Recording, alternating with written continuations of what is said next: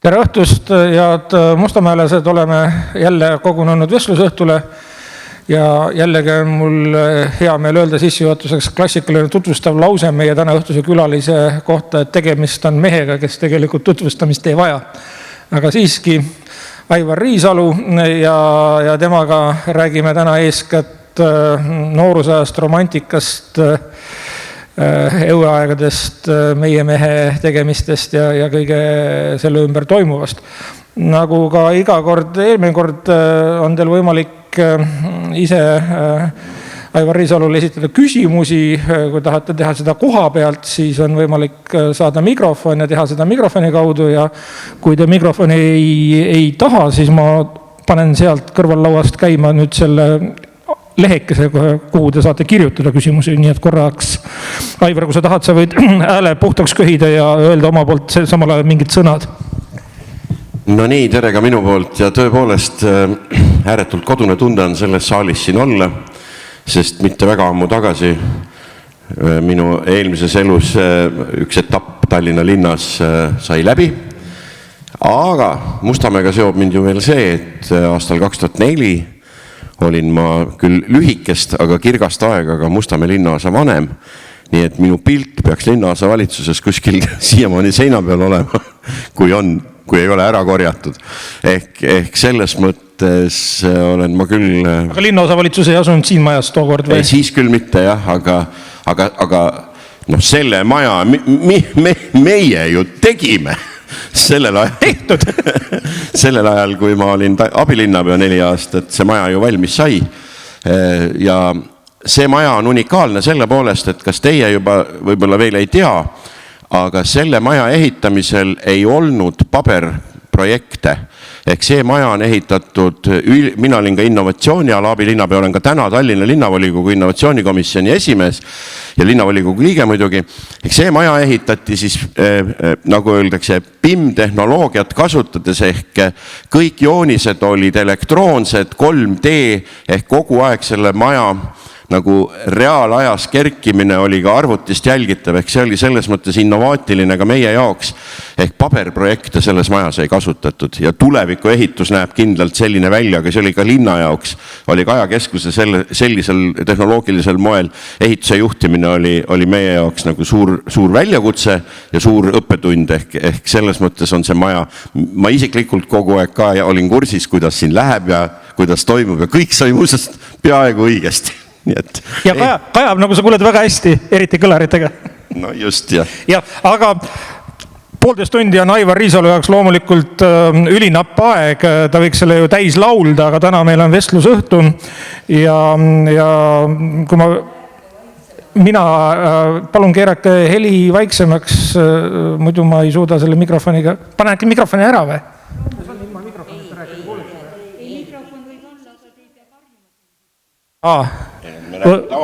Meie räägime oma häälega võtaks nüüd siis keeraks tooni maha, hoian kaugemal, nii jah, et võib-olla tõesti, nii on hästi, et siis ma ei karju mikrofoni ja Aivar Riisalu ametlik elulugu on pikk ja põhjalik, Wikipeedias täitsa kättesaadav ja muu hulgas on siin kõik üles loetud sinu tunnustused, vähemasti olulisemad neist, kõik Kaitseväe eriteenete rist, Eesti Kaitseliidu 3. klassi teenetemedal, Eesti Kaitseliidu teenetemedali eriklass, küll aga on jäänud tegelikult võib-olla sinu elus olulisemat rolli mänginud auhinnad ära mainimata. Need on siis näiteks EUE kuldmärk ja EUE teeneteplaat ja lugematud diplomid ja vimplid. Mille eest said sa siis EUE kuldmärgi? No, ma ei tea, kui palju... Tänastele inimestele sõnaühend EÜE ei ütle enam väga palju, aga saalisistujatele võiks öelda. No. Nüüd tõsta mikrofon tagasi suu juurde. Okei.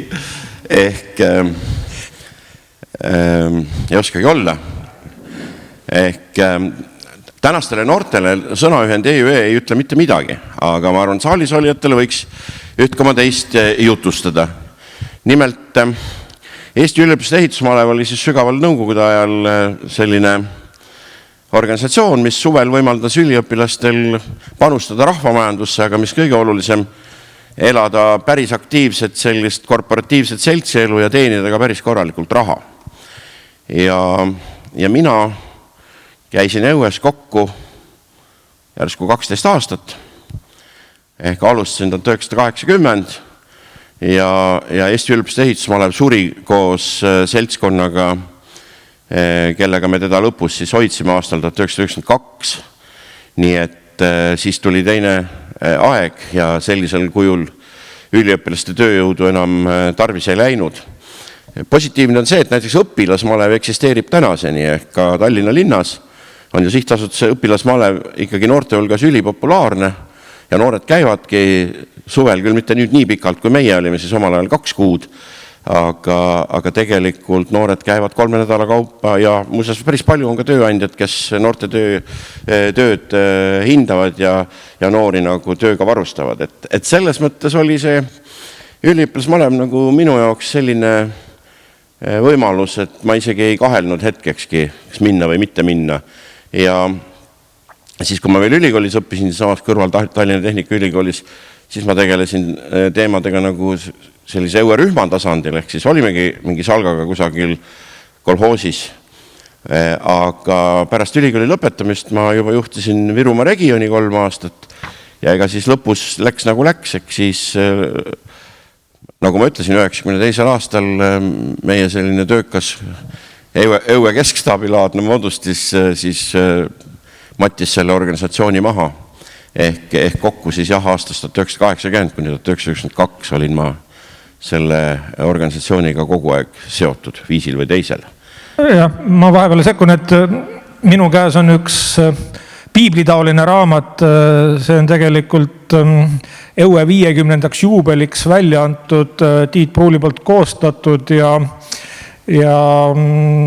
Varaku kirjastuse kirjastatud endise õuelase kirjastusettevõtte ja me saime üksteisega kohtumata selle raamatu esitlusel kokku, mis toimus Pärnus Toomas Annuse kunagise legendaarse Õue komandöri korraldamisel ja toetusel ja täna ma kuulsin üllatusega, et Aivaril ei olegi seda raamatut.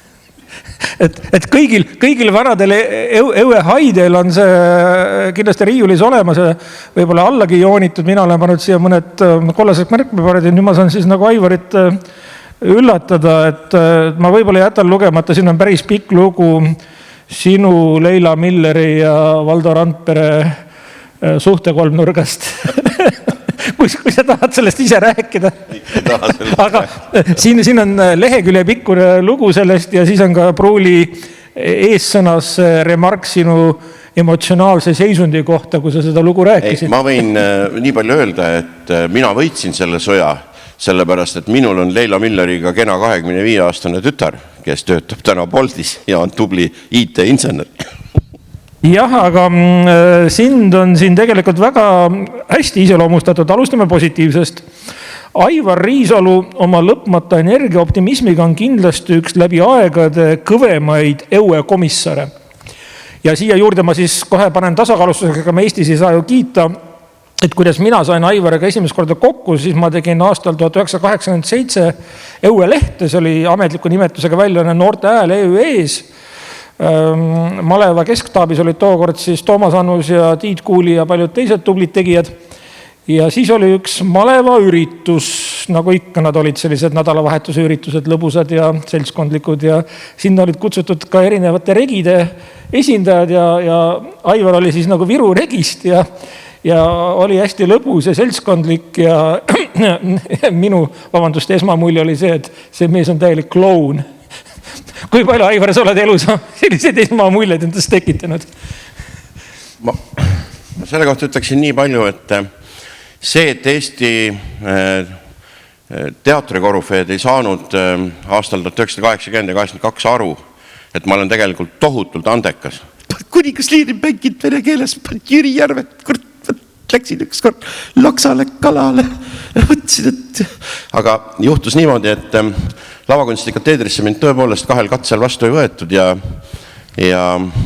sellega ma võin rääkida ühe loo. et esineda mulle meeldib, seda ma ei eita. Aastal 1991 oli siis tänase Kaitseministeeriumi keldris, kus oli ka paralleelselt oli siis teatrimaja, ma ei mäleta isegi, mis teater seal selle hetkel oli, Aarne Üksküla, väristas kätt. Vana Baskini teater võib-olla. Võib-olla, jah.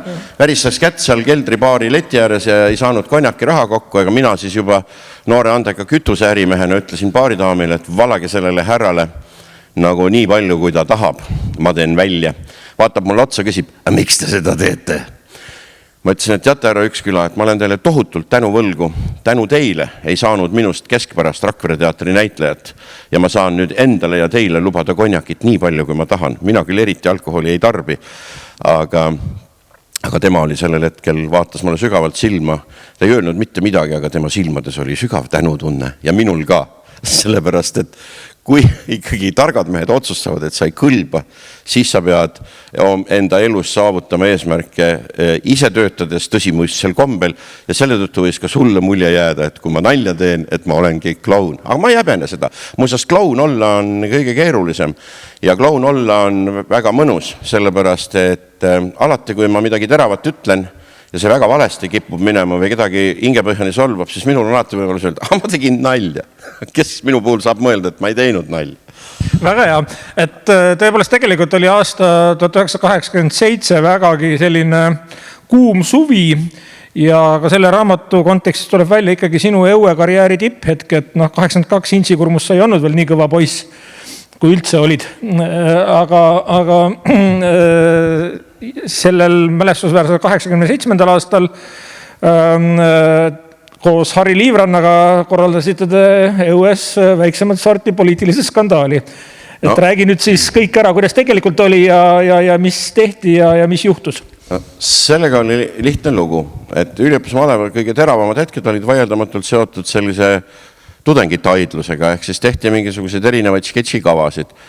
Ja siis Harri Liivrand teismarühma, mis oli siis Kunda piirkonna selline raudterühm, aga hästi terased inimesed alati, tegid siis Eiki Ernitsa karikatuuri Sitta kah, mäletate, selline karikatuur oli, tegid siis selle teemalise nagu talupoja ja mõisniku vahelise debati ja see lõppes siis lausega Sitta kah, lähme viskame selle sita sinna Vaino peale siis laiali. Aga teatavasti Eestimaa Kommunistliku partei esimene sekretär oli Karl Vaino. Ja mina siis kruvisin kõik võimalikud bussijaamade, sildid, maante, viidad postide küljest lahti ja viisin EKP keskkomiteesse tõestamaks seltsimeestele, et koht Vainopea on tegelikult täiesti olemas. Nad ei uskunud mind, aga minu jaoks lõppes see sellega, et mina tollel ajal, see on suur saladus, keegi ei ole seda varem kuulnud, nüüd te saate teada, töötasin EKP Harju rajoonikomitees instruktorina ja olin siis lähetatud, komandeeritud Eesti üliõpilaste ehitusmaleva Virumaa regiooni komissariks. Ja siis ma mäletan, et kui ma sügisel tööle tagasi tulin septembrikuu alguses, siis mind kutsuti kohe esimese sekretäri juurde välja, kes saatis mu joonelt uuesti EKP keskkomiteesse ideoloogiasekretär Rein Ristlane juurde. Ja ma mäletan, see suhteliselt suur mees karjus üle laua, et tänasega lõppes sinu elu. Ehk mind vallandati töölt ja ma sain tolle aja siis ideoloogiasüsteemi kõrgema karistusmäära ehk mind suunati rahvamajandusse ja minust sai karistuseks siis minu pattude pärast Harju rajooni riikliku kinovõrgu direktsiooni peadirektor ehk selle eest olen ma Eestimaa Kommunistlikule parteile väga tänulik, sest see oli väga kirgas eluetapp ja väga põnev eluetapp. Ja siis, miks ta oli põnev, oligi see, et näiteks koos Märt Müüriga me sellel ajal juba tegime esimese tõsiselt võetava dokumentaalfilmi 1939, mis siis tegelikult Molotov-Ribbentropi paktist rääkis ja ütleme selle Molotov-Ribbentropi pakti ja Irvepargi valguses ja kogu selle üliõpilasmaleva valguses oli siis minu nagu töölt vallandamine ilmselgelt ka väga põhjendatud, sest ega ma nii ei mõelnud nagu seltsimehed tahtsid. Ehk selles mõttes EUE on mõjutanud mind natuke laiemalt. Ma mäletan ka, et selle loo kajastamisega meil seal Maleva lehes oli probleem, et ma ei mäleta, kas kirjutas Veldre või kirjutasin mina. Igatahes oli seal Toivo Aarel, kes oli tookord peatoimetaja ja käis nii-öelda Valgemaja vahet oli meile ütlemist ja pärast tuli veel ka Liivrand midagi seal siluma ja temal vist läks kergemini, ei suunatud kuhugi ideoloogia tööle. Temaga ei juhtunud midagi, mina ikka vastutasin. Ei, aga ma selles mõttes, mina vaatan selle nõukogude aja peale kerge muigega tagasi. Paljud võiksid ju küsida, et aga miks sa üldse kommunistlikusse parteisse astusid? Aga ma ei astunudki, mind kutsuti. Ehk ma naljaga pooleks ütlen seda, et 1983. aastal Tallinna Tehnikaülikoolis tehti umbes 10 üliõpilasele siis ettepanek parteisse astuda. Ja mina küll eriti palju ei kõhelnud, sellepärast, et tollel oli selline aeg karjääri teha tahtsid, elada tahtsid. Ja ma naljaga pooleks ütlen, et need inimesed, kes kutsuti sellel hetkel, seesama Toomas Annus, Ain Hanschmidt, Eiti Ääl, siis Toomas Luman, ehk need on täna kõik väga edukad ettevõtjad ja ma naljaga pooleks ütlen, et tollel 83. aastal siis Tehnikaülikoolist kommunistlikusse parteisse võetud tänaste ettevõtjate isikliku vara võiks hinnata umbes poolele Eesti riigi eelarvest, et polnud just paha valik, mina olen selgelt kõige vaesem. Aga tänu sellele, et nad tegid selle otsuse ja läksid süsteemi, olid nad murrangulisel hetkel päris heal positsioonil. Süsteemiga oli ka selline lugu, et mina loomulikult, minu esimene töökoht oli üldse Tallinna ehitusmehaanika tehnikum. Sealt edasi läksid ma Harju Kekki ja Harju Kekist oli vaja kedagi saata siis sellesse nagu parteisüsteemi tööle. Siis ma mäletan nii selgesti, kuidas Harju Kekki juhataja kutsus mind enda juurde, ütles, et Aivar, keegi peab minema, sinust meil kahju ei ole, sina lähed. Valikuid ei olnud väga palju. Nii et nii oligi. Ja, aga eks EU oli ka selline, ütleme, väljas punane ja seest valge redised, nagu prooviti olla tookord kõik ja samal ajal tuli seal siiski arvestada, et nendel samadel taidlusfestivalidel olid kohal KGB esindajad. Siin raamatuski on üks, ma ei leidnud seda tsitaati üles, Insikurmi festivalil vist oli Igor Gräzini eriülesanne minna ja kohale saabunud KGB-šnikutega viina võtta nii, et need oleksid pilditud ja selle kohta on lakooniline lause, Gräzin täitis ülesande. Seda ma ei usu. Selle lugupeetud tänane linnavolikogu liige ja keskfraktsioonis Igor Gräzin ei suutnud päris kindlasti seda ülesannet täita. Sellepärast, et nii tema kui minu suhe alkoholiga on suhteliselt tagasihoidlik. Tegemist on minu väga hea. Sellega sa üllatad küll nii mind kui publikut. Ei üllata. Räägime sellega selgeks siis, nagu klouni teema ka oli. Mina olen elus olnud purjus 2 korda. Esimene kord märtsis 1978, 8. märtsil naistepäeval. Ja teist korda 13. märtsil 2011, siis oli mu 50. sünnipäeva, bändikaaslased tegid minuga nalja. Siis ma mõtlesin, et okei, ma pulli pärast proovin. Et siis 8. märtsil 1978, kui ma olin 17-aastane, sain ma väga korraliku alkoholimürgituse, ütleme, surm oli väga ligidal ja aasta hiljem põdesin kollatõbe, et kui vanajumal annab sulle 2 märki, ütleb ära joo. Siis on mõistlik tema näpunäiteid järgida ja kogu ülejäänud elu olen ma läbi saanud ilma alkoholita väga edukalt, aga räägin teile ühe naljaka loo lähiminevikust. Eelmisel suvel tulin mina Põltsamaalt kontserdilt ja ühel hetkel ma mõtlesin, et jätame, ma korraks lähen sinna, et ma ei viitsi seda meie meest enam teha, et see ei ole nagu äge. Minule ikka meeldib Jaan Tätte, me oleme koos palju purjetanud ja Inge sugulane, üksik uittaja, mina ka, mulle meeldib olla metsas üksinda. Siis ma võtsin üles viisijupi, Põltsamaa lossi mägedes oli see, et Põltsamaa lossi varemete vahel tunnen, et kivid on siia virna laotud ja Hertsog Magnus vaatab ülevalt pilvepiirilt alla, kuidas tema lossis rahvas peab pidu. Miks eestlased aru ei saa, et siin olles tuleks olla Magnuse vääriliselt kodus. Ja jätkasin umbes 20 minutit. Hakkasin koju sõitma. Jõudsin Tikupoisi bensiinijaama, tulen poest välja, bussi kõrval, minu auto kõrval seisab politseiinspektor Victoria. Meil on kindlad andmed, et te olete ebakainelt selle autoga juba siia sõitnud. Ma ütlesin, väga kehv lugu, Victoria, midagi teha ei ole, puhume. Puhun, kaine. Ma küsin, Victoria, midagi läks pahasti või? Järsku masin on katki, kutsume teise patrulli. Aga ütlesin, et Victoria, ma tahaks veel puhuda. Puhusin, kaine. Ja siis ma küsisin Victoria käest, et kas teil ongi niimoodi, et nüüd siis et kõigepealt süüdistame ja siis hakkame asjaolusid kontrollima. Aga sellega see asi piirdus, Viktoria oli vähe kehva olla, minul pole teda midagi, nalja sai palju. Järgmisel päeval helistab Õhtuleht. Aga mis teil seal juhtus? Ma ütlesin, et rutiinne politseikontroll, puhusin kaine. Aga siis ei ole ju midagi kirjutada. Ma ütlesin, aga kirjutage sellest, et ma puhusin ja olin kaine. Kirjutati. See ei ole uudis. Ei, kirjutati. No tänu sellele, et arvate, et sinu puhul on see erand. Aga naljakas lugu juhtus veel edasi. Hommikul läksin siis linnavalitsusse tööle esmaspäeval ja kohvik Moskva ees istus riigisekretär Taimar Peterkop ja politseiameti peadirektor Elmar Vaher. Tunnen mõlemat. Ja ütlesin siis riigisekretärile ja ohvitserile kohaselt, et härra riigisekretär, lubage pöörduda politseiameti peadirektori poole.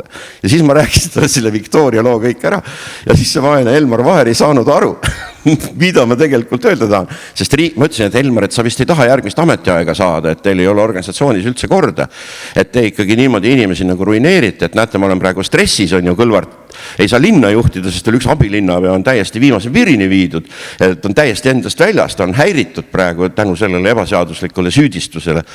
Ütleme niimoodi, et sellega see nali lõppes. Aga näete, nii et on võimalik küll, inimesed hindavad sind erineval moel elus, nii et sellega tuleb harjuda. Aga tagasi põigates see oli üks ikkagi omas ajas korralik joomise koht, mis seal salata. Kuidas sinul õnnestus seal siis hoida seda stiili? Praegu ka jutust oli näha, et ütleme niimoodi, enamik Eesti mehi jõuab alles võib-olla pärast 3. õllet nagu nii hoogsasse meeleollu ja kui sina täiesti purukainena. Aga ma näiteks ütlen sulle, et see tegelikult ei olnud nii, see on järjekordne müüt. No ikka joodi küll, seda ma võin isiklikult kinnitada. Mina isiklikult kinnitan, et näiteks nendes rühmades, kus mina olin, ei joodud. Selle lihtsal põhjusel, et me ju panime kokku enda sõpruskonna. Anna andeks, mina olin rühmakomissar ja rühmakomandor oli Hannes Tammjärv. Sa arvad, et me Hannes Tammjärviga panime kokku Salga. Meie rühma arstiks oli pikki aastaid muuseas pikaaegne Tallinna Sotsiaalameti juhataja Vahur Keldrimaa. Kas ta arvati, et doktor Keldrimaa nagu jõi hommikust õhtuni nalja teete? Ehk tegelikult sai ka teistmoodi elada. See, et kusagil joodi, võis niimoodi olla, aga mina ei tea sellest midagi, sest mina ümbritsesin ennast alati sellise seltskonnaga, kellel alkohol ei olnud primaarne, kellel oli niisama ka tore olla. Ja hilisemalt, kui ma regiooni tegin või seal päris keskaparaadis olin, seal ei tulnud see isegi kõne alla, sellepärast, et sa olid pidevas liikuvuses ja sinu töö oli juba teise iseloomuga. Kui sa oled ühes organisatsioonis juhi rollis, sa ei saa ju tulla hommikul tööle ebakainelt ja mis kõige hullem, isegi nädalavahetusel, kui me sattusime kuhugi, näiteks mõnes regiooni rühma juurde, siis ausalt öeldes juhina sul ei sobi oma alluvatega koos juua. See on kõige suurem viga, mida juht saab teha elus. Et selles mõttes siin pole isegi midagi väga arutada. Üldpilti ma pean siiski tasakaalustama, et kuna ma olin Malevale reporter, siis minu töö oli käia rühmast rühma. Mina ei tea, kus sina käisid. Ma käisin küll Lõunas ja ma käisin Saares ja ma käisin Pärnus ja ma ei sattunud kordagi Virumaale, ma pean tunnistama. Aga ma pean ausalt üles tunnistama, et ma olen ise suhteliselt mõõdukas tarbija, ma ei kanna palju ja ma eelistan kangel alkoholile leebet, õlut ja veini, aga joodi ja mitte vähe. Mina ei tea. Sellest on kirjutatud ka siin raamatus. Minul ei ole sellist kogemust. Väga huvitav, sa võiksid kirjutama õue alternatiiv ajaloo sellest, kuidas ta Hannes Tammjärvega. See tegelikult ei ole niimoodi. Loomulikult oli inimesi, kes armastasid napsitada, aga nad ei olnud ju kindlasti mitte minu kontekstis küll domineerivad. Mina selliste inimestega üldiselt ei armastanud suhelda, nagu ma ka täna ei armasta suhelda. Mina näiteks, kui ma tööl ei käiks bändiga, siis mina niimoodi kuhugi pidusse üldiselt reeglina ei viitsi minna. Sellel lihtsal põhjusel, et pole põhjust. Ja, ma selle alkoholi teema kokkuvõtteks räägin veel ühe naljaka loo. Sina olid sel ajal Tallinna abilinnapea, aasta oli 2020, mina olin Viimsi vallavolikogu liige, seetõttu mulle ka see sinu statement nagu läks hinge ja ma olen ka ühe kohaliku portaali Viimsi uudised toimetaja, kus ma olen seda lugu ka võib-olla võimendanud ja sulle äkki on isegi seda lugu antud lugeda. 2020 veebruaris alustasid sa jõulist kampaaniat alkoholi liigtarbimise kohta nädalavahetusel vanalinna pubides ja baarides. Ja sinu kui munitsipaalpoliitiku seisukoht oli see, et pandagu kinni ja lastagu inimestel vanalinnas rahulikult välja magada. ja sa olid kutsutud siis Marko Reikopi saatesse ja seal sa nagu endale omaselt kütsid ennast üles. Ja jutt, mis sa rääkisid 4. märtsil 2020 Marko Reikopile, sisaldas ka muuhulgas sellist sinu statementi. Kui Tallinna vanalinnas on 10 000 turisti, siis on seda selgelt natuke liiga palju. Ja kui nad hakkavad Viimsi vaatamisväärsuse vaatama ja seal jooma, siis seda ainult tervitan. Oota, ma tsitaat läheb edasi. Võib-olla lähen isegi ja vaatan, kuidas seal läheb. Viimsi vald õitseb ja nad on õnnelikud. No me teame, mis juhtus nädala pärast. Sinu erakonnakaaslane peaminister Jüri Ratas tagas selle, et eriolukorra väljakuulutamisega, mis oli küll sundvise tema jaoks, et Tallinna vanalinnas rääkimata Viimsist ei olnud enam ühtegi turisti ja sina linnapeana pidid paar aastat hiljem, ma ei tea, millised meeleheitlikke ponnistusi tegime, et nendele alles jäänud baaripidajatele selle mingisugust hüvitist maksta. See ei ole jälle niimoodi, see on, kuidas inimesed asju näha tahavad. See, et meil selgelt liiga palju juuaks, on fakt. See, et vanalinna elanikel on õigus elada, on fakt. See, et vanalinnas ettevõtlusega tegeleda tuleb, on ka fakt. Järelikult tuleb teha kompromisse.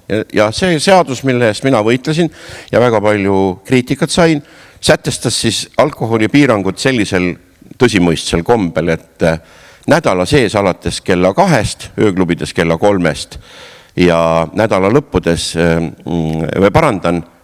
kella 2 ja kella 3 ja siis nädala lõppudel kella 3 ja kella 4 ei tohi enam alkoholi müüa koha peal tarbimiseks. No kuulge, andke mulle andeks. Seda aega kärbiti tund aega, aga see oli kompromissis elanike ja ettevõtjate vahel. Ehk me astusime mingisuguse väikese, aga põhimõttelise sammu selle poole, et inimesed elaksid tervislikumalt ja mõistuse pärasemalt. Ja see seadus tegelikult võeti vastu, see ju kehtib. See, et seda täna ei ole viisil või teisel vaja rakendada, et COVID on meie vanalinna välja suretanud, see on suur tragöödia. Aga põhimõtteliselt olen mina sellel seisukohal, et Eesti on liiga alkoholiliberaalne riik ja inimesed, kui nad ei suuda ennast ise aidata. Mina ei taha elada riigis, kus sa oled maailmas esikolmikus sellepärast, et 10 minutiga on alkohol kätte saadav sinu elukohast väljumise hetkest alates. See ei ole ägena. Minu meelest Põhjala riigid, kelle poole me püüdleme, on hoopis teistsuguse poliitikaga. Ja ütleme nii, et sinna on meil veel pikk maa minna, aga ma arvan, et ma olen rahul sellega, et me midagi ära tegime. Ja tõepoolest hakati kritiseerima ka seda, et siis liigub äri nagu Viimsisse. Las ta siis liigub. Ei liikunud. Ei liikunud, jah. Et mina arvan küll. Viimsis jätkuvalt kõik pubid ja baarid on väga õnnetud ja tühjad. Mina arvan, et mina sellega nagu tublide pereemade, kes kasvatavad üksinda lapsi, kuna mees joob, nende sügava lugupidamise sellega viisil või teisel ikka ära teenisin küll. Et tegelikult on see probleem, midagi teha ei ole. Tuleme selle käraka juures tegelikult lõbusama teema juurde ja see on laulmine. Et tegelikult ka sinu, ma saan aru, jätkuvalt aktiivne projekt Meie mees sai ju samamoodi tuuletiibadesse EUest. Et siin samas raamatus on kirjutatud, et sa millalgi 90. aastatel, kui EUE muutus väikeettevõtteks ja kooperatiiviks ja tehti keelekursusi ja ma ei tea, mida kõike veel. Gunnar Klaps töötas meil paar minutit. Et sina avastasid, et on olemas maksujuline publik, need samad ettevõtjad, kes olid tookord veel võib-olla mitte multimiljonärid, aga juba oma esimese rublamiljonikese teeninud ja kellel on juba tekkinud ka väike nostalgia ja läksid tuuritama või kuidas see Meie mees käima läks? Ei, sellega oli niimoodi, et kui sa elus midagi teed, siis on ju 2 võimalust. Kas sa teed asju, mis meeldib sulle või sa proovid teha asju, mis meeldib inimestele. Ja Meie mehe saamislugu oli selles mõttes väga lihtne. Minu euaegne sõber, kunagi oli selline kantriansambel nagu Peergras. Ja Emil Oja, siis tänane Meie mehe manager, tuli kunagi minu juurde 96. aastal tegelikult ja ütles, et mul oleks ikka natuke raha vaja. Mina siis tegin kütuseäri, olin suhteliselt edukas ja ütlesin, et okei, et ma annan sulle raha küll, aga mis sul seda vaja on? No mul oleks vaja seal, ma ei tea, pille osta ja kola osta, helitehnikat osta ja ma ütlesin, et aga mille jaoks, et see Peergrass, see rahvas viitsi seda USA bluegrassi, kuigi mulle ta tohutult meeldib. Keegi seda ju kuulata ei taha, et milleks sinna raha matta. Et ma ütlen sulle, mida tegelikult peaks tegema hakkama, et hakkame töötlema EUE folkloori. Ehk see on selline kultuuripärandi osa, mis hakkab unustuse õlma vajuma ja mis tegelikult võiks nagu inimesi kõnetada. Ja mõeldud tehtud. Läksime siis stuudiosse, olime seal 2 päeva maa all ja siis kui välja tulime, oli meil esimene kassett valmis, mis osutus erakordselt edukaks. Aasta oli siis? 97 märts ehk 25. sünnipäev on kohe uksele koputamas. Ja sealt edasi ei olegi enam midagi. Edasi öeldakse, on juba ajalugu. Edasi on juba ajalugu. Kuni laululaval muidugi ainult õllesummeri formaadis esinemiseni 25 000 purjus inimese ees ja tegelikult silmnähtavalt seda feelingut nautimas. Ivo Rull, te olete pahatahtlik. Publiku rekord õllesummeril jäi püstitamata. Publiku rekord püstitus augustis 2006, 20. augustil kusjuures, kui lauluväljakul oli meid kuulamas 20 000 inimest, ehk rohkem ei ole olnud kunagi, aga nad ei olnud keegi ei õllesummeriga seotud, vaid see oligi 20. august, meie esimese laialimineku tuuri lõppkontsert. Ja esimesed 5 rida tüdrukud nutsid muuseas, selle kohta on video või parandan filmi pealt võimalik kinnitus saada, kuidas esimesed 5 rida sõna otsemas pisarad jooksid, sest see oli meie viimane kontsert. Aga see oli ainult meie mees või oli seal veel esine? Seal olid soojenduseks olid ka mõned ansamblid. Just. Et ajal oli see täpselt soovides, et tegemist oli ütleme öölaulupeoga pigem. Ei, soojenduseks olid ka mõned ansamblid, aga see oli meie laialimineku tuur. Okay. Ja täna muuseas nii kummaline, kui see ka ei ole, aga Spotify's on meie järgijaid lähes 20 000. Näiteks Anne Veskil ainult 3. Ütleme, et Anne Veski järgijaid on mujal kanalites pöördvõlderised rohkem. Aga Spotify on tulevik. Milline meie mehe reiting kesktelevisiooni kanalitel 0, eks ole? Aga sellest oleme me ülipopulaarsed muuseas USAs ja Kanadas, sellepärast, et taas kord sellel aastal kutsuti Olete kaverdanud kõike neid... Ei, vastupidi. Kohalik Eesti kogukond on meid pidevalt kutsunud endale külla. Me oleme käinud seal lähema 10 aasta jooksul, ma arvan, järsku üle aasta sisuliselt on kõik suuremad USA linnad läbi sõidetud. Nii et selles mõttes oleme oma kodust kaugel väga populaarsed. No eks meie mehel oli ka ju see areng, et kui alustati bluegrassist ja õue folkloorist, siis ikkagi mindi üle nii-öelda sellist klassikaliste hittide kaverdamise ja eestindamise peale ja see oli ikkagi see, mis tõi ka need tüdrukud, kes pisaraid valasid sinna 5 esimesse ritta, nemad ei teadnud. Miks sa mind kutsusid, kui see bänd sulle ei meeldi? No? Ei, mul ei ole bändi vastu mitte midagi. Miks sa mind kutsusid, kui ma sulle ei meeldi? No? Aitäh! Ma püüan vestlust arendada Aivarile selline väike torkamine nagu meeldib. Ma annan teile mikrofoni, te saate pärast viisakad küsimusega esitada. Ei, tegelikult tõsiselt läksite ju tegema ikkagi, ütleme, võiks öelda sellist pop-sülti lõpuks ju. See on jälle, ütleme, Eesti ühiskonnas on selles mõttes hästi äge on see, et kui sa midagi saavutad, et kui sind kuulatakse, siis alati ühiskond jaguneb 2.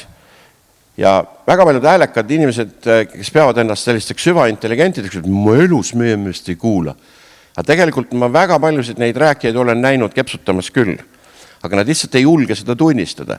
Ja teine asi on see, et kuna me ei ole kunagi, meil on ikkagi, ma arvan, umbes 3 on algupärast muusikat. Meil on kokku ju plaadistatud üle 200 laulu.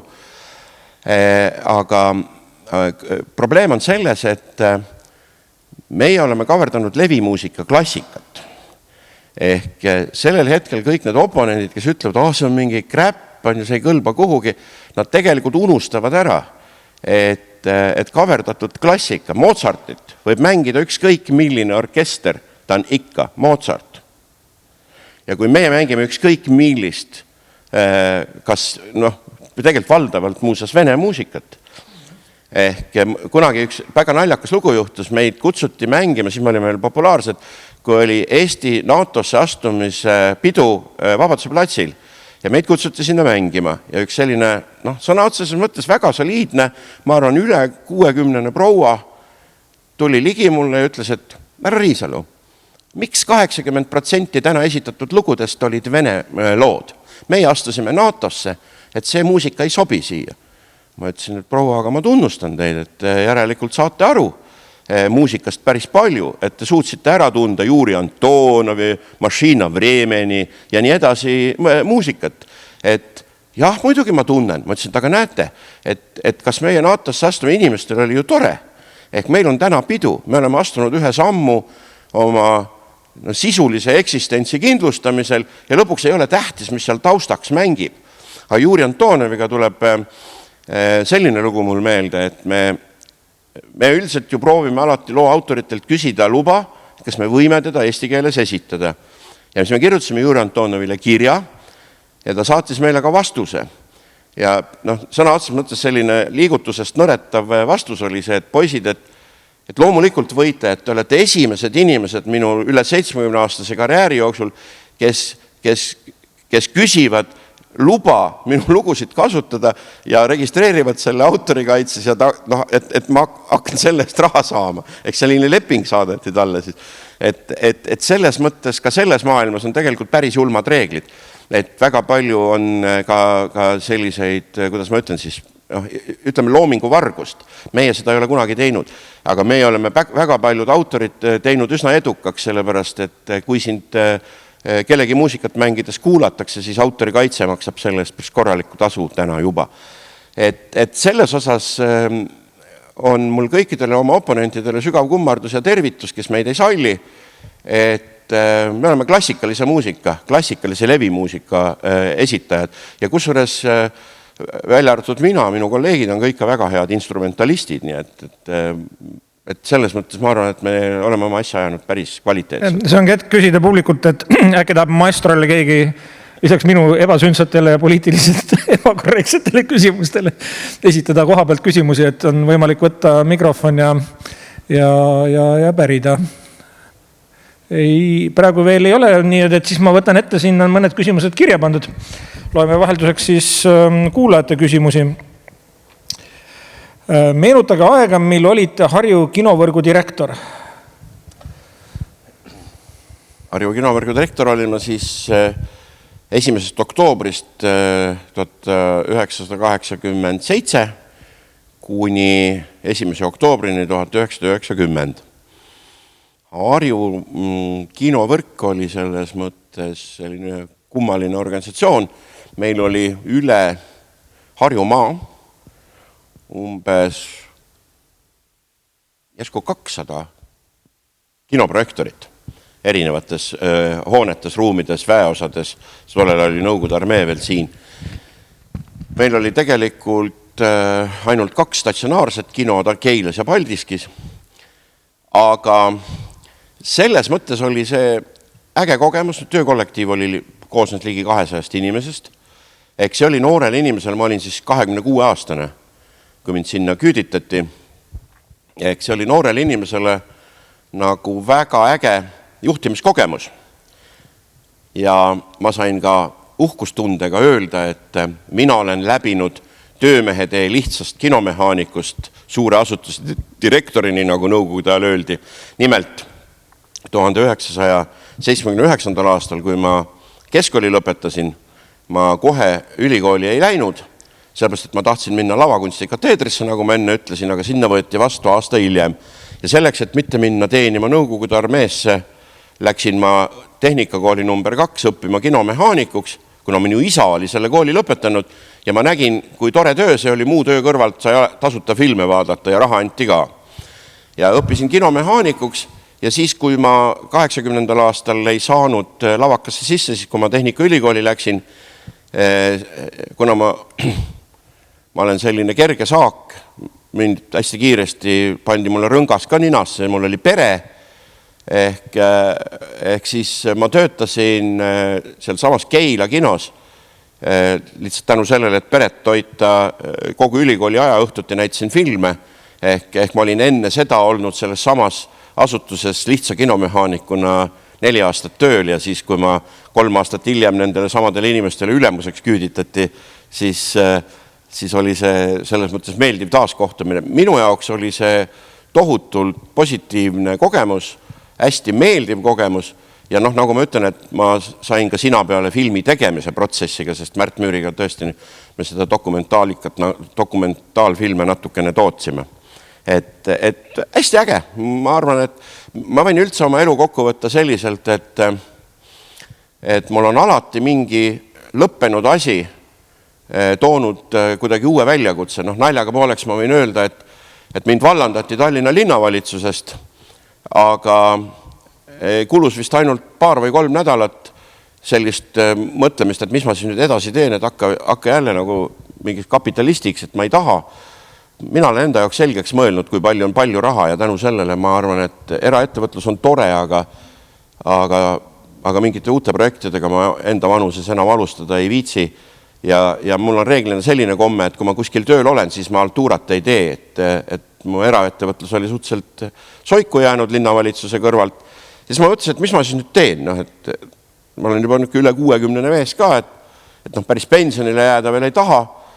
Ja uus võimalus tuli täiesti ootamatult. Korraga helistas mulle üks vana tuttav, minu lapsepõlve, ma olen Kullamaalt pärit, lapsepõlve kandist ja ütles, et kuule, et meil on siin vallavanemat vaja, et tule kandideerima, et me tegime konkursi, et meil endal kedagi ei ole.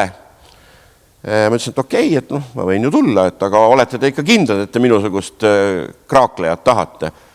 Ja ei tule ikka.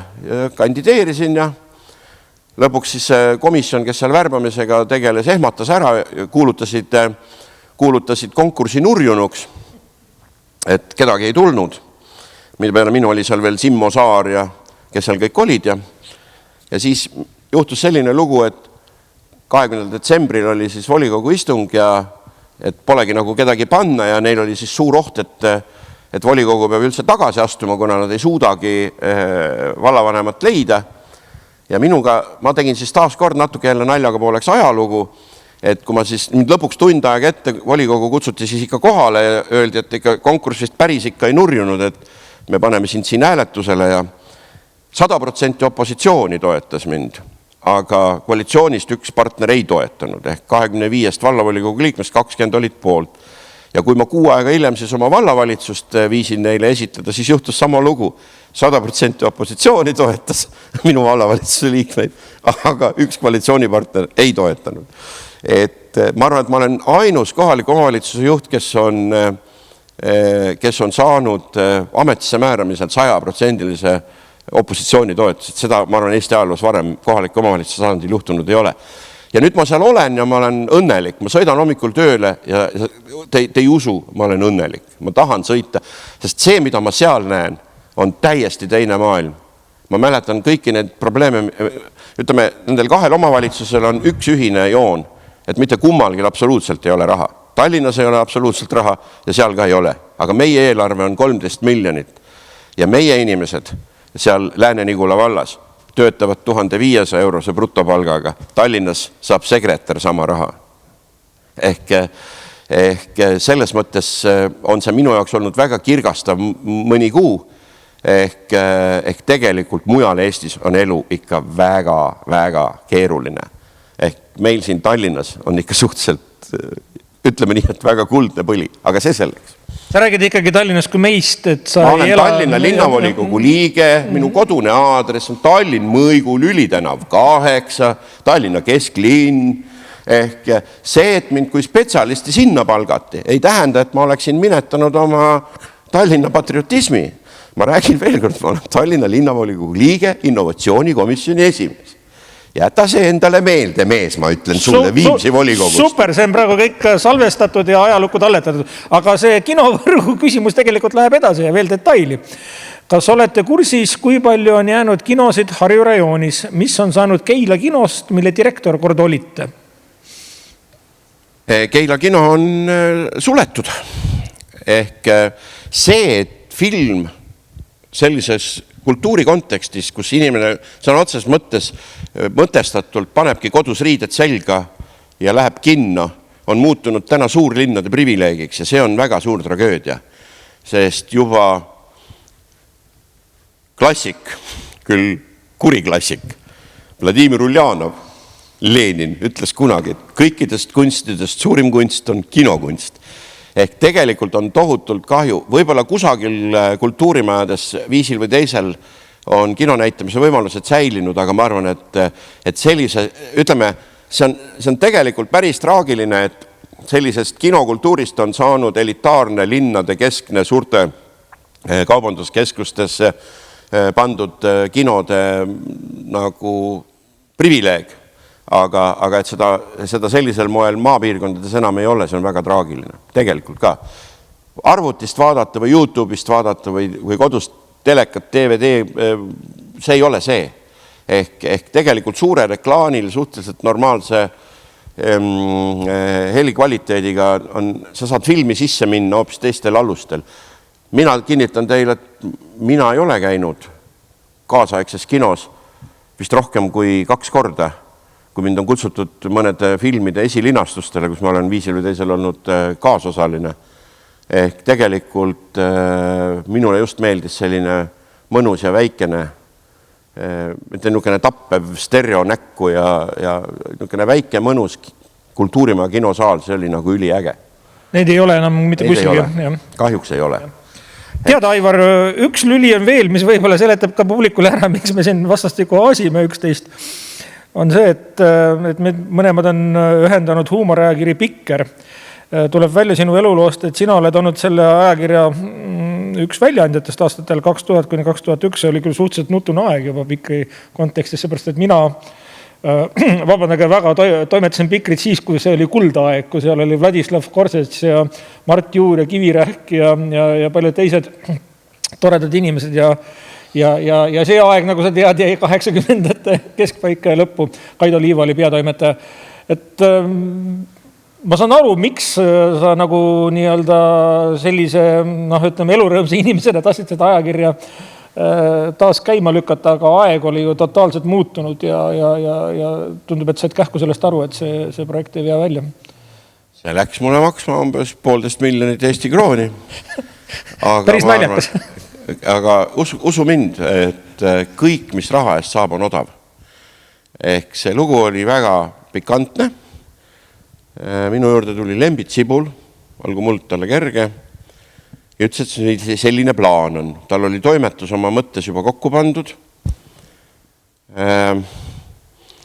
Mina rõõmsa meelse inimesena ütlesin, et muidugi see on äge idee, proovime. Ja panimegi käima. Seal Jüri Paet oli toimetuses ja kõik need vanad huumoriklassikud olid kaasatud. Ja tegelikult ajakiri oli ilus.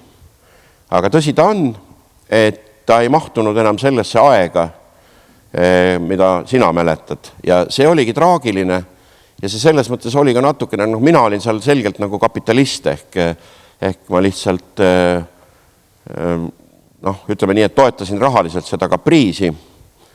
Aga ütleme nii, et võib-olla ei oleks pidanud seda tegema, sest see isegi tegelikult see katse ja selle nurjumine ju Lembitule mõjus väga laastavalt. Ehk ma siiamaani natuke kahetsen isegi seda, et ma ei osanud ette näha, et see muutunud aeg ja see tagasilöök, mis sellest luhtunud katsest nagu tekib, mõjub inimesele nagu niimoodi, aga seda ei saa ka enam tagasi pöörata. Et selle tõttu ma tahangi öelda, et tegelikult huumorid taga on alati väga tõsise hingega inimesed ja mul ei lähe surmatunnini meelest ära üks samasugune kokkusaamine nagu täna, aga see oli siis meil pigem selline nagu erakonnapõhine, ma olen Keskerakonna liige ju ikkagi 96. aastat, vahepeal käisin küll jalutamas, aga Isamas. Siis võeti tagasi, anti andeks kõik patud. Et istusime samamoodi nagu täna ja siis Heinz Valk ka tõsises depressioonis ütleb, et sellist Eestit ma ei tahtnud. See ei olnud see, mille nimel ma ütlesin, ükskord me võidame nii. Ma küsin, et Heinz, aga seleta ära, et mis sulle nagu ei meeldi. Ja siis ta ütleski, et see kõik on inimesed, kes olid hästi elurõõmsad, humoorikad, eluterved, vedasid ühiskonda. Ja ta ütles, et vaata, Aivar, et sa ei saa sellest aru. Vanasti mul oli palju sõpru, ma olin paljudes peredes oodatud, aga täna on mu seis nii kehv, et ma ei jõua enam isegi pudelit viina osta, et oma sõbrale külla minna.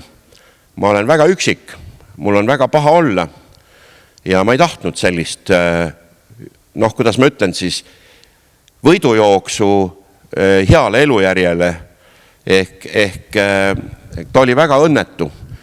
Ma proovisin teda küll lohutada, aga ega mul ka ülearu palju mingeid sõnu ju sellel hetkel, kuna mind ennast ka vapustas see tema seisund, sest seesama ennem toodud näide Pikriga, seal olid ju ka meil Aimla ja tegelikult seesama Korsets ja kõik olid ju ligi, aga mõned isegi noorema põlve inimesed. Aga täna üks Keskerakonnaga seotud Andrus Tamm muuses Pilkajana teeb huumori ajakirja. Aga see on satiir, see ei ole huumor. See on vahet ei ole.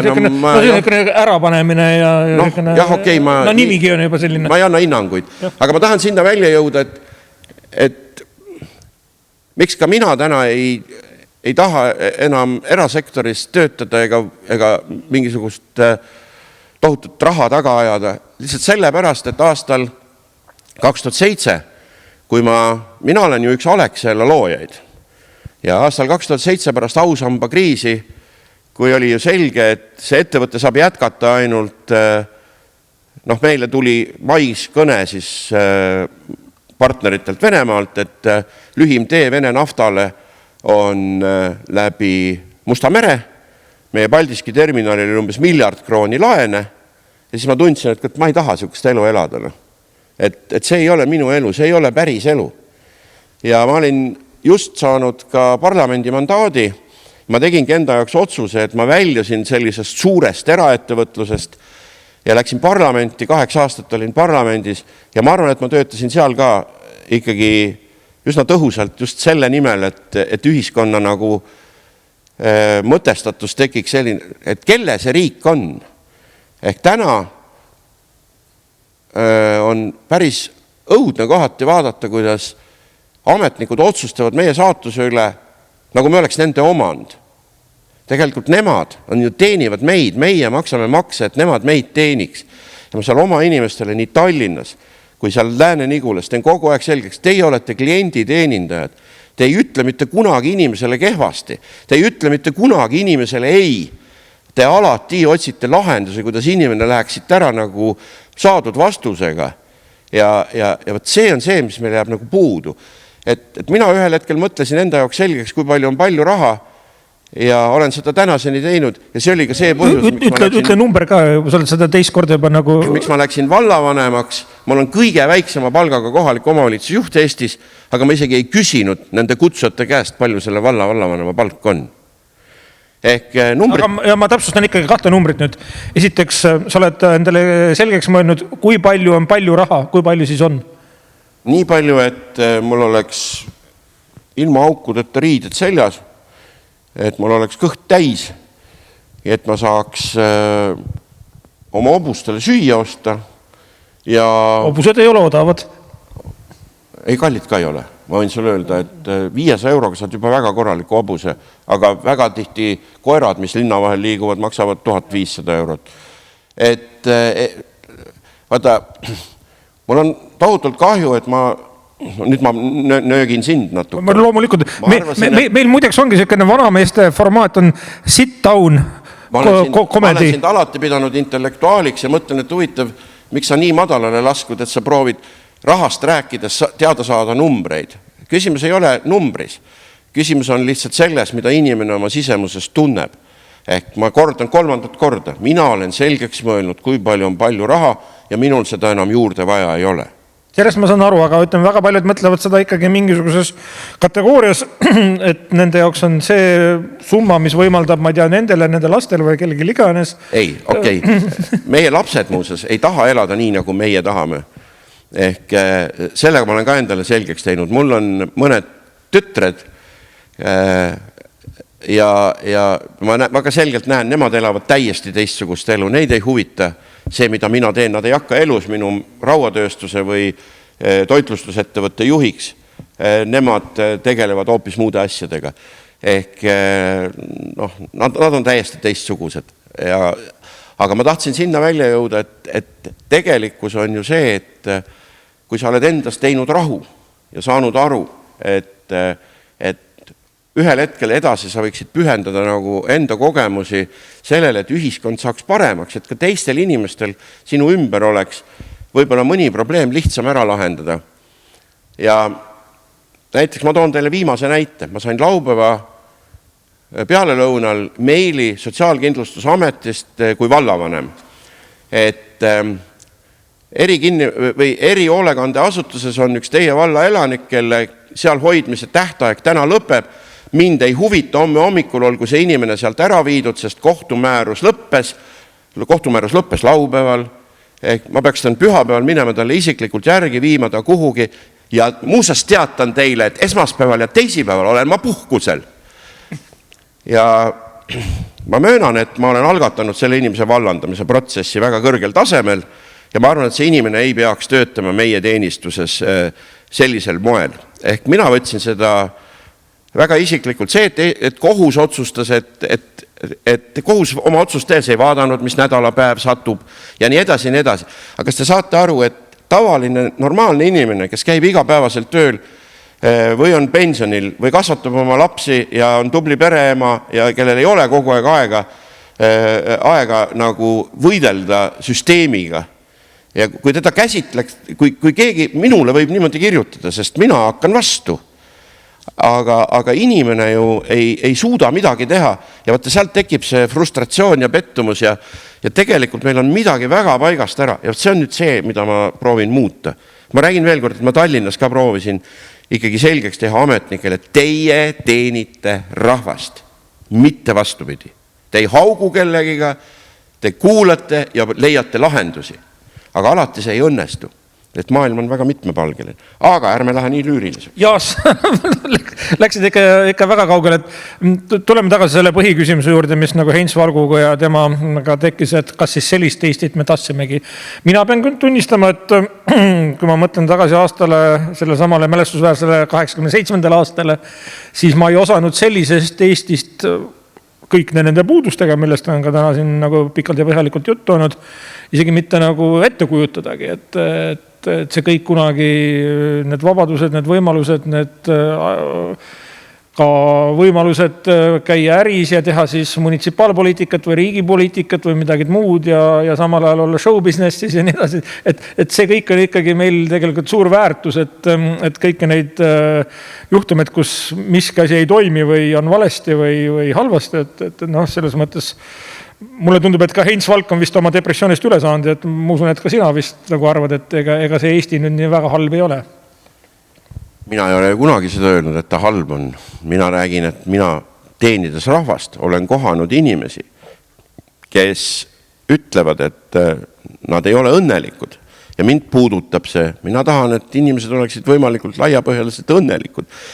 Ma maksangi võib-olla oma karmat tagasi, et ma alati, kui ma kuskile seltskonda lähen, siis ma proovin pigem nalja teha, inimestele naerul näod ette tekitada, et ma ei hakka mingit depressiivset juttu ajama, et ma selles mõttes, aga ma usun, et inimestel on tegelikult päris palju probleeme.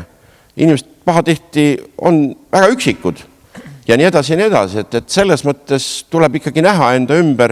Mina olen kogu aeg inimestele pakkunud heas mõttes, tuntavalt ja käega katsutavalt, mul on ju meelelahutaja oreool, sa saad ise ka sellest aru. Aga mis on meelelahutus, ongi see, et inimene tuleb tantsupeole. Okei, ma räägin. Ma ei tea, kui avalik see lindistus on, aga... See läheb otse praegu pealinna 100 000 lugejal. Mul oli ükskord selline lugu juhtus, et aga ma siis ikka parem ei räägi. Tegelikult see ülekanne praegu katkestati. Ei lasta olla. Räägi ära. Summutati praegu. Mul oli Sõjakooli lõpupidu ja ütleme taas kord, niisugune suhteliselt lõbus seltskond, aga minul oli tollel hetkel isiklikus plaanis oli üliraske aeg.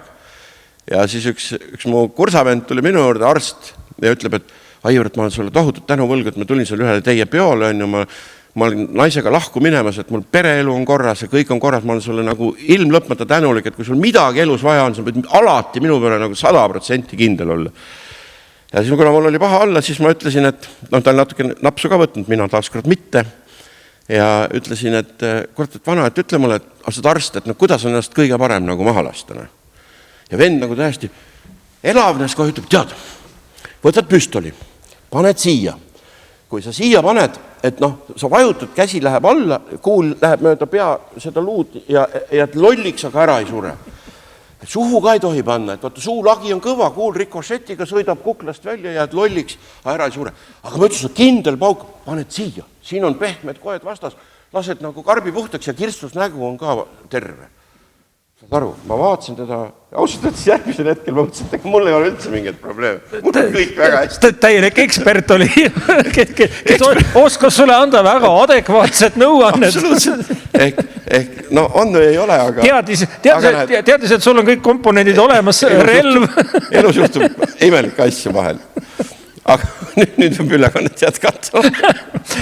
Aga kui sa juba relva teema juurde tulid, siis tegelikult kuidas selles sünergiast, ütleme, Eue, meie mees ja nüüd poliitika niikuinii, aga siis Kaitseliit, mis on ikkagi väga suur osa sinu, ka ma usun tänastest tegemistest ja sinu nii-öelda avalikust elust, et sa oled olnud väga sõnakas, aktiivne, tunnustatud kaitseliitlane, et no tunduvad nagu vastandlikud asjad, see mikrofon ja siis teises käes äkki mingi relv.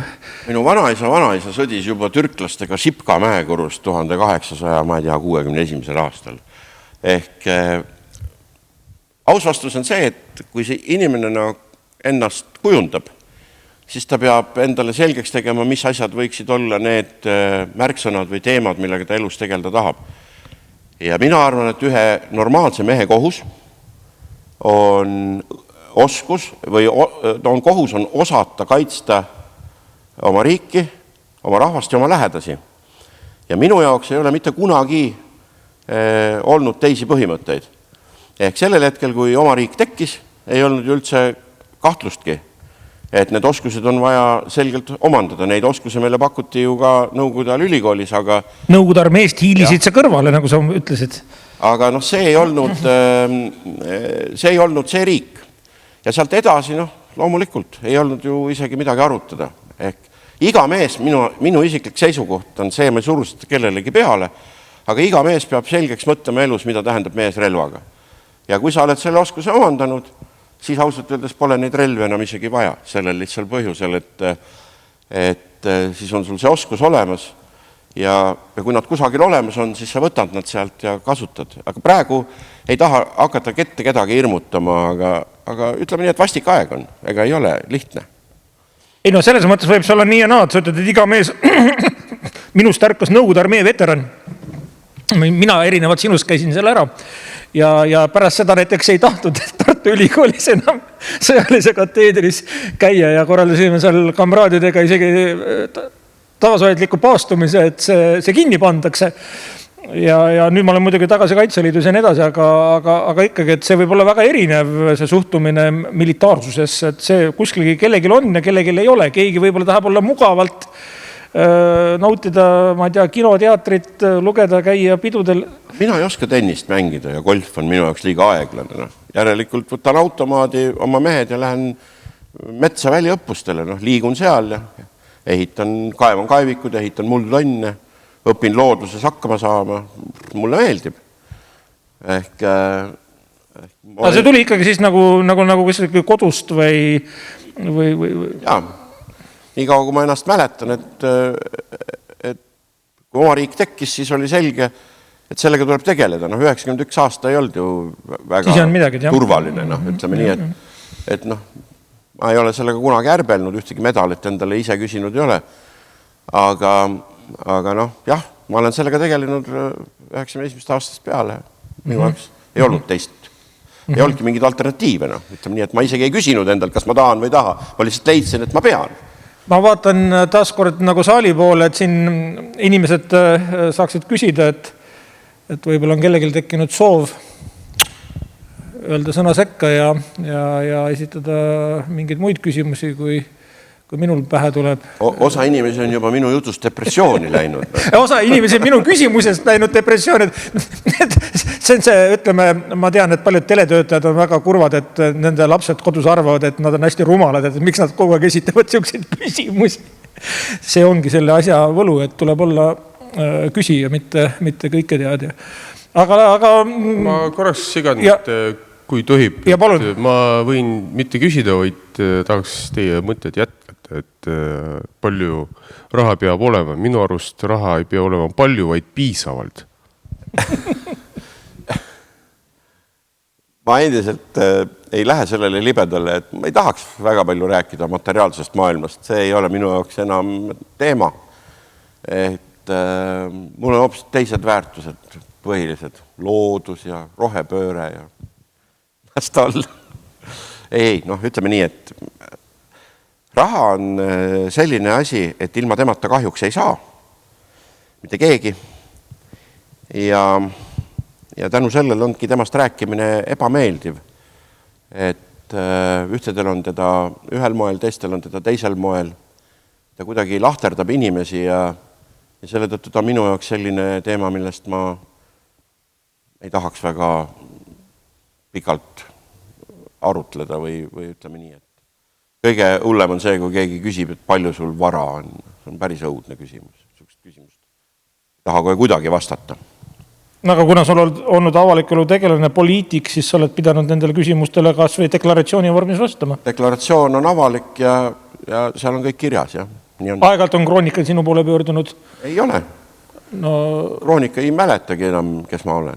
Selles mõttes ma olen juba vana mees. Sa peaksid ennast meelde tuletama ise Kroonikale äkki peaks minema. Ja, et sul on nüüd vald ja tegeled uute. Aitäh soovituste eest, hea sõber.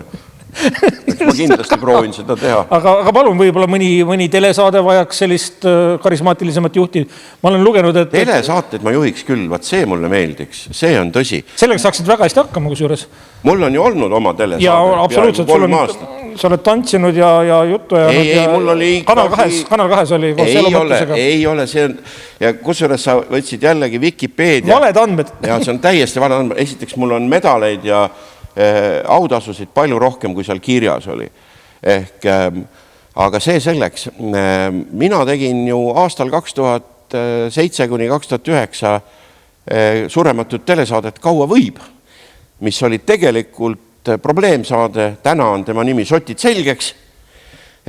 Minu äramineku hetkel jätkas seda väga kuulus telekorrufee Aina Allas, kes sugugi ei olnud nii karismaatiline saatejuht nagu mina, sest ta vihkis mikrofoniga kogu aeg. aga ma aitasin inimesi reaalselt ja see oli päris tore. Mulle meeldib aidata. Aga selline formaat oleks tänagi väga nõutav. Ega ta on ju. Ma räägin, et Marek Lindmaa teeb TV3-s telesaadet Sotid selgeks ja ma arvan, et see töötab. Mul on ka see kogemus. Minul on läinud, nagu ma ennem ütlesin, mul on läinud elus selles mõttes hästi, et mingi asja lõppemine on alati toonud uue võimaluse. Ma sattusin sellesse legendaarsesse tantsusaatesse ju täiesti juhuslikult. Sinna pidi minema, seal oli selline struktuur, et seal pidi olema üks paks vanamees ka. Üks vanem naine ja üks paks vanamees. Ja see paks vanamees, kes sinna oli planeeritud, ei läinud. Keeldus viimasel hetkel. Naine pani mõistuse pähe? Ei tea. No ma ei hakka tema nime ütlema, aga ta on ka täna väga tuntud. Ja siis ei olnud sellel produtsendil sinna mitte kedagi panna. Ja ma mäletan, et teised juba harjutasid juulikuust alates ja ta leidis üles augusti lõpus ja palus jumala keeli, et tule. Ma ütlesin, ma ei saa, ma pean minema bändiga Ameerikasse ja läksingi bändiga Ameerikasse 3 nädalaks. Ja siis, kui ma tulin sealt septembri lõpus Ameerikast tagasi, esimene saade oli 4. oktoobril, ma pidin nädal ajaga ära õppima selle, mida teised õppisid 3 kuud. Aga ma sain päris hästi hakkama jälle. Ma ju langesin välja alles 6. saates ära iial unusta. Palju sa kaalu kaotasid? 10 kilo. No näed, väga positiivne. Ja juhtuski selline lugu, et see tantsusaade tõi mulle Riigikogu mandaadi. Tantsusaate tagajärel pakuti mulle telesaatejuhi kohta ja nii edasi. Jällegi, elu on ju nii naljakas, et ilmselt ka väga paljudel teist on ikkagi niimoodi, et juhuslikkusel on tohutu suur roll ja juhus tuleb sulle appi just sellel hetkel, kui sa seda nagu kõige vähem ootad või tuleb sulle appi isegi siis, kui sul seda tegelikult vaja on. Et see on nagu väga kummaline. et ma olen väga erinevate asjadega tegelenud, aga need kõik on tulnud minu juurde kuidagi juhuslikult. Ma ei ole ise kunagi närviliselt ega hüsteeriliselt proovinud otsida endale mingisugust tegevust või mingid väljakutseid või mingid asju. Kõik asjad on kuidagi ise tulnud. Oled sa mingit pidi usklik, usud sa mingitesse märkidesse või? Ja ma julgen ennast täna lugeda religioosseks inimeseks, jah. Nii et oled kindel, et kui midagi seal Virumaal juhtub, siis keegi ülevalt on sulle juba sõrme peale pannud ja avaneb järgmine uks. Ja täpselt nii. Jah, mina olen täna, julgen öelda küll, et need asjad ikka päris niisama lihtsalt ei juhtu. Nad juhtuvad tänu sellele, et keegi kuskil juhib. Mis ei ole Hiina saatkond ega läbi vaktsiinikoodi. Kuna sa ise juba ükskord seda nagu mainisid, et sa oled juba suhteliselt nagu ikkagi, ütleme, solitses eas, oled sa mõelnud ka, et sul on mälestusi, mida see raamat siin ei sisalda ja igasugused muid mälestusi nii poliitikast kui showbusinessist kui mujalt, et tegelikult on ju see hästi menukas formaat, kui me mõtleme kas või Olav Osolini ja tema raamatute peale ja Mihkel Rauast rääkimata, et paneksid midagi kirja, et tänane auditoorium on suhteliselt tagasihoidlik, aga inimestel kipuvad asjad meelest ära minema. Tänane auditoorium on väga lugupeetud. Absoluutselt, aga väikesarvuline. Ja üldse mitte tagasihoidlik. Mis näitab nad on sügavalt intelligentsed inimesed, nad lihtsalt ei lasku meie debati tasemele võib-olla küsimustega, aga ma loodan, et võib-olla mõni mõte isegi jõudis neile kuskile hingesoppi ja mõtlevad selle üle kodus. Vahet ei ole. Mind on hästi palju süüdistatud selles, et ma olen edev inimene. No oled ju.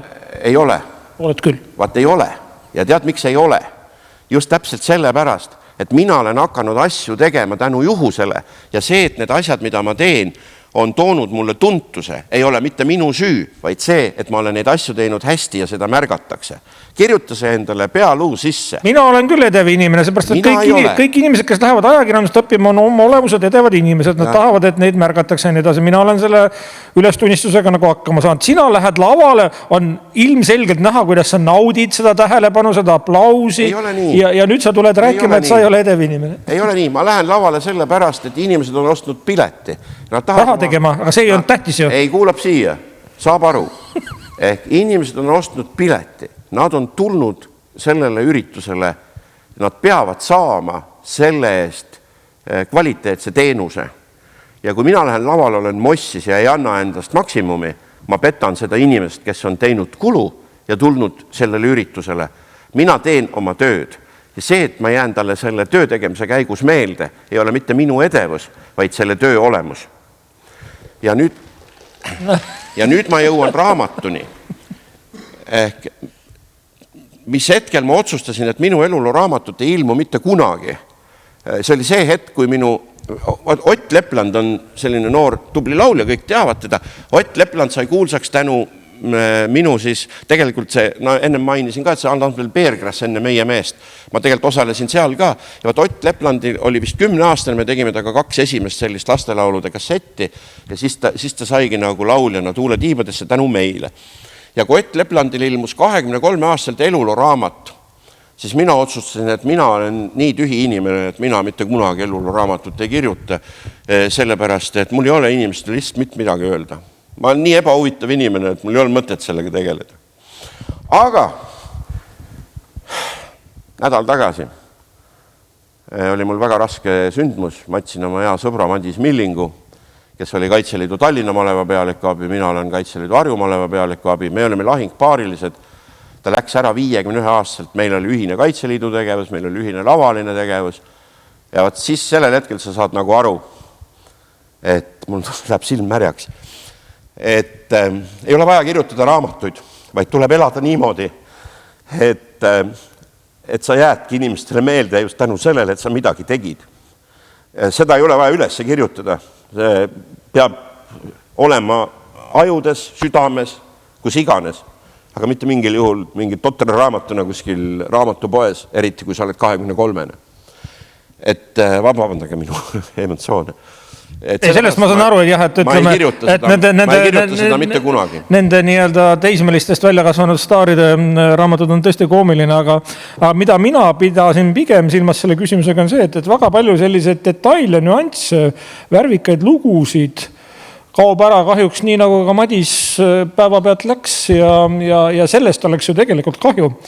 Et mingid mälestused, juhtumid, lood on sul kindlasti räägitud 100 auditooriumite ja 100 formaatide ees ära, aga sama tegi Olav Osolin. Ma olen temaga vestlusõhtut pidanud, et ta rääkis osa nendest lugudest, mis oli tal sinna raamatusse pandud, minu esimene elu, rääkis väga värvikalt ja väga detailselt ja nüansirohkelt ära, oli väga nauditav.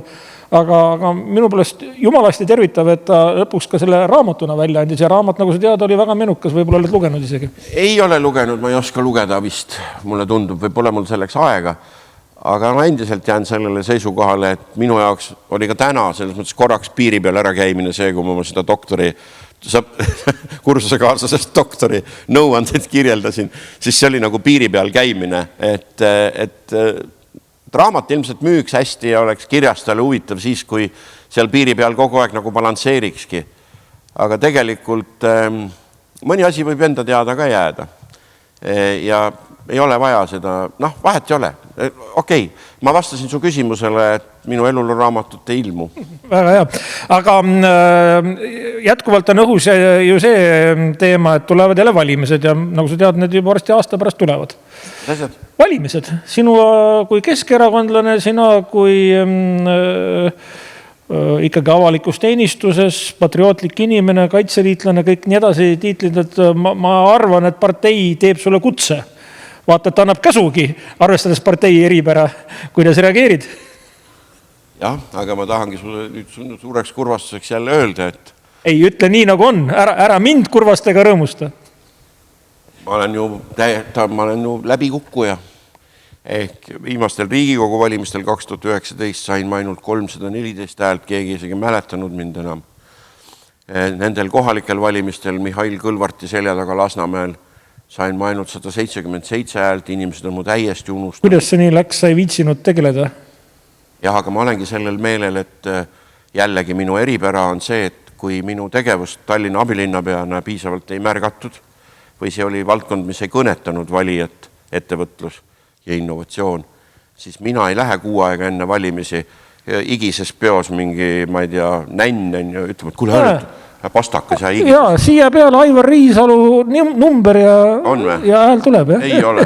Ei, siin ei ole, aga ma toon sulle näite, et nii lihtsalt aga vaata, mina ei suuda seda teha.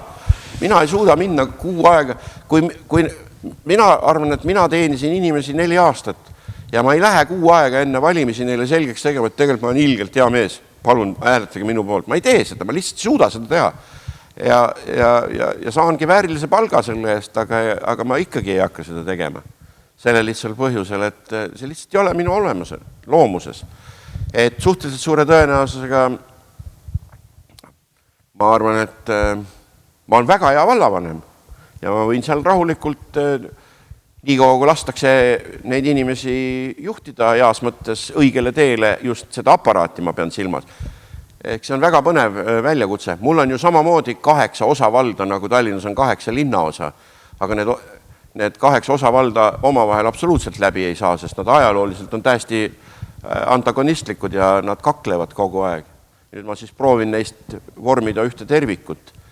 Ehk see on, tegelikult on Lääne-Nigula vald ju heas mõttes näide jälle riigi käitumisest oma rahva suhtes.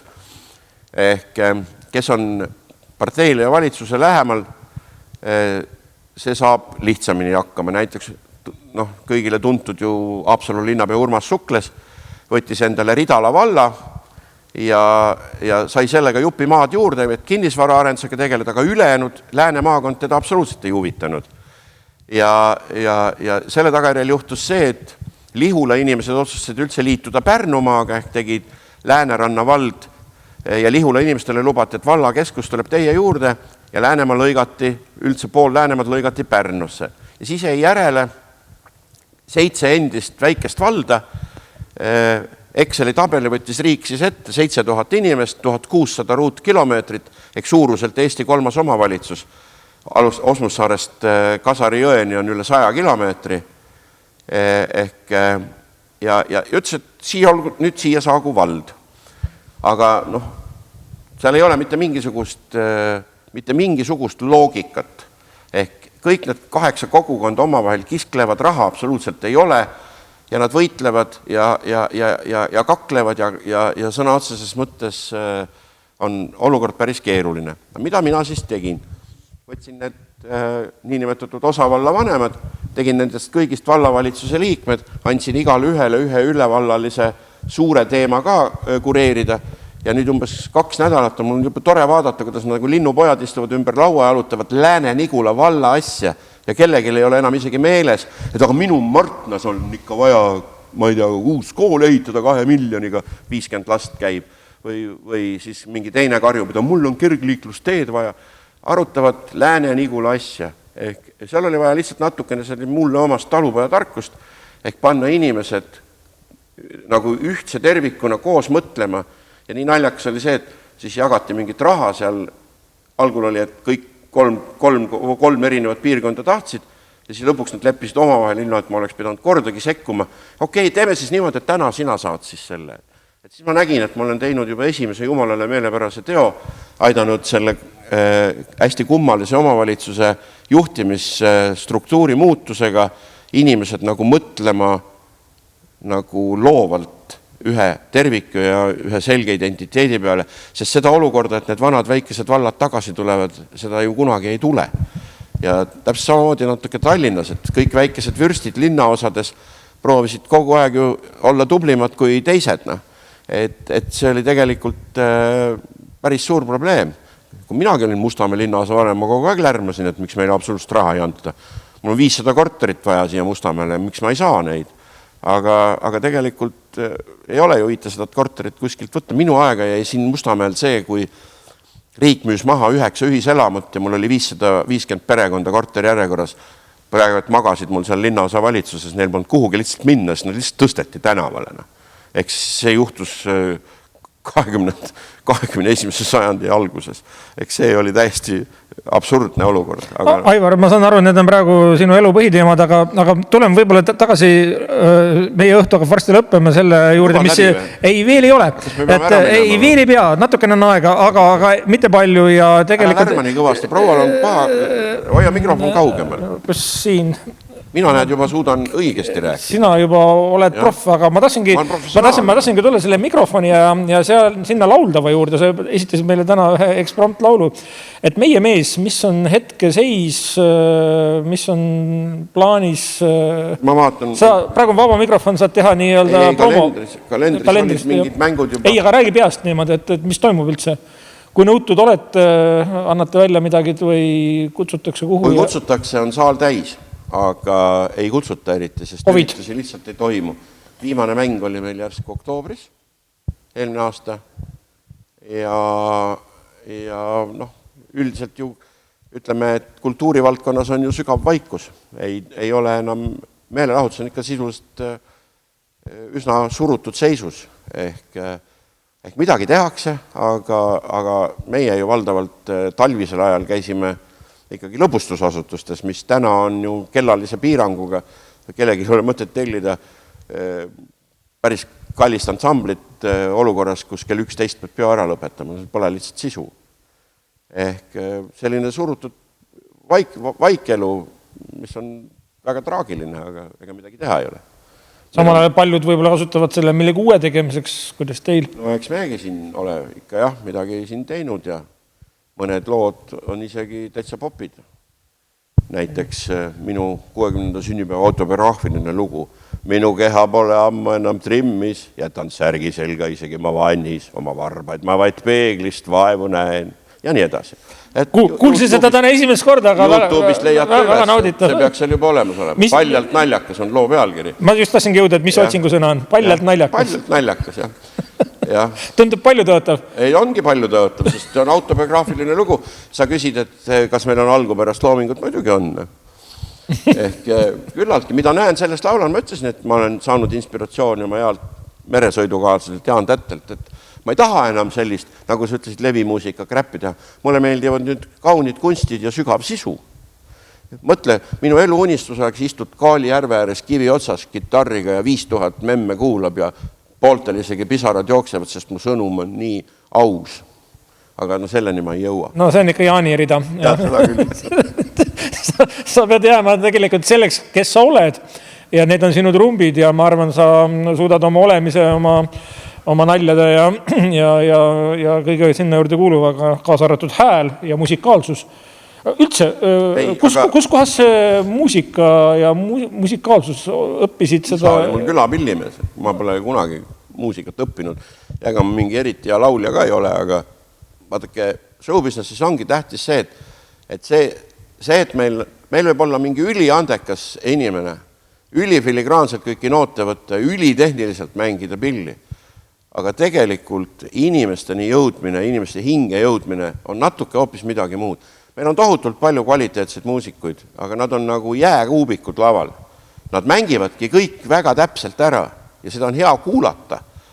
Aga tegelikult selleks, et inimese südamesse jõuda, pead sa natukene laskuma nendega ühele samasse, nagu öeldakse, tasandisse, samasse ruumi ja ma arvan, et see on olnud see fenomen, miks me oleme populaarsed. Me ei tee midagi paremini, me ei tee midagi ka kehvasti tehniliselt. Aga me ei tee midagi paremini kui väga paljud teised bändid, aga ometi meid tõesti on kuulatud hästi palju. Ja algusesse tagasi pöördudes selle sa õppisid ka ära jõues? Võib-olla küll, jah, sellepärast, et sealt me saime ju kõik esimesed juhi kogemused ja ütleme siis niimoodi, et inimeste inspireerimine on mulle alati meeldinud. Ma mõtlen, et kui palju sa Taidlusfestivalidel ise kitarre käes või ilma selleta laulsid, jah, kogu aeg. Et tegelikult on elu üsna lihtne. Mina olen hästi palju võtnud selliseid lihtsaid põhimõtteid armeest. Ja näiteks sõjaväelastel on ju selline subordinatsioon ja määrustik ja ütleme auastmelt vanemale pead au andma ja mis iganes. Et see on üks võimalus süsteemi hoida toimimas.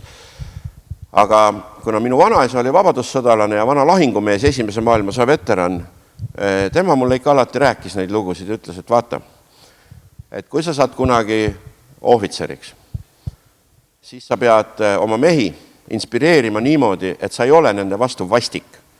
Kui sa oled vastik ja käsid neid, siis nad suhteliselt suure tõenäosusega esimeses lahingus võivad su enda ära kustutada, sest nad lihtsalt vihkavad sind. Ära seda juhtuda lase. Et juhi neid niimoodi, et sa tõused ise esimesena rünnakule ja siis sa võid tagasi vaatamata kindel olla, kui sa oma inimestest lugu pead, et nad järgnevad sulle ja sul ei ole vaja mitte midagi elus karta. Ja läbi selle olen mina kõik võimalikel juhi ametikohtadel, ma mitte kunagi ei ole kellegi peale karjunud, mitte kunagi ei ole kellelegi öelnud kehvasti, kui keegi teeb midagi valesti, ma küsin, miks sul niimoodi läks, et kas me saaks koos vaadata, kuidas seda enam ei juhtuks ja ütlen ausalt ja otse, et see töötab. Ja siit siis kreedo või selline nagu slogan, et ega mina tööd ei karda, andke mulle inimesi, ma teen absoluutselt kõik asjad ära. Mulle tundub, et selle kuldaväärt mõttega on paslik tänane õhtu lõpetada ja tänada meie tänast külalist enneolematu, tormilise, unustamatu ja igaveseks hinge jääva aplausiga. Hurraa!